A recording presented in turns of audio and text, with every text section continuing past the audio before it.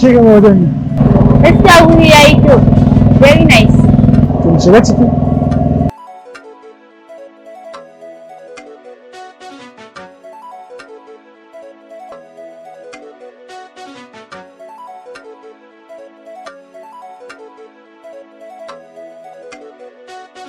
Misali mutum kuskure sai da ke da mutum da ita. Wallahi kuwa dai na ji daɗin shi sosai. Idan mun gari ya samu ci, kun ji shi da mun. Gaskiya sun yi abinci ne. Sun haka. Muna ta cin abinci ba muke magana ba. Sun ce yake a labari. Amma to wala ba wani labari. Fati irin ƙaunar da nake maka kullum.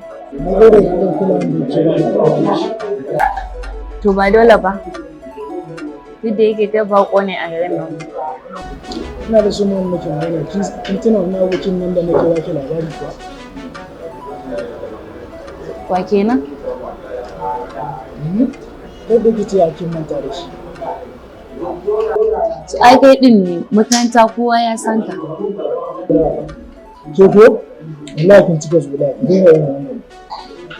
Oh, okay. Haidar? Me ya faru da shi? Ka taɓa bani labarin shi. Me ya same shi?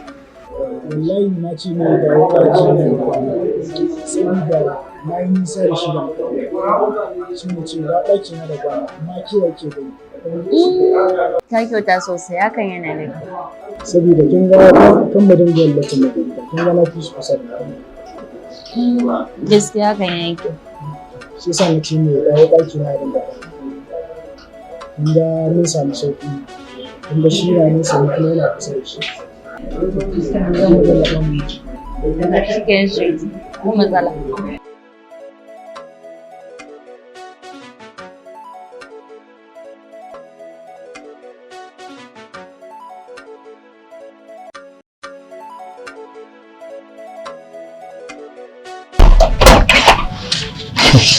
Yawwa, kai. Oh. Kai a wajena aka ɗakin ka yake sai ka ce kana gidan ku? Gani kawai yanzu ka je ka ajiye jakanka ka shiga toilet ka je ka watsa ruwa sannan sai mu je restaurant mu ci abinci. Ok, ba damuwa abokina. Wai tambaye ka mana. Ok to ina jin ka. Ko da yake ma dai a bar shi sa bari sai zuwa gobe saboda akwai gaciya mata. Yawa abokina. Ina jin ka. Bai iya maganar budurwar nan ta kan yi take ban labarin ta. Abokina wallahi tana nan. Ka san je muka dawo daga tafiya kuma ka san akwai gajiyan hanya. Amma ta san na dawo. Ok, to ba damuwa. Kaga zan zama ɗan rakiya kenan idan zaka je gurin ta. Ko ba haka ba? To shikenan ba damuwa. Ok, to bari in shiga ɗan watsar wannan. To shikenan ba damuwa.